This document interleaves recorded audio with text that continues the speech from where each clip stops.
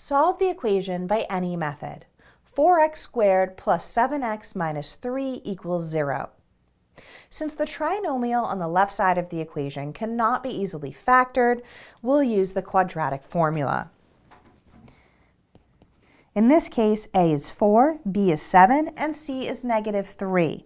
So x is equal to negative 7 plus or minus the square root of 7 squared minus 4 times negative 3, all divided by 2 times 4.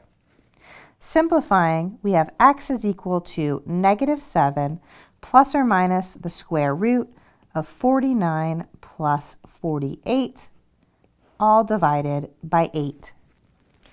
Adding inside the radical, we have x is equal to negative 7 plus or minus the square root of 97, all divided by 8. We can check that both of these solutions do satisfy the original equation.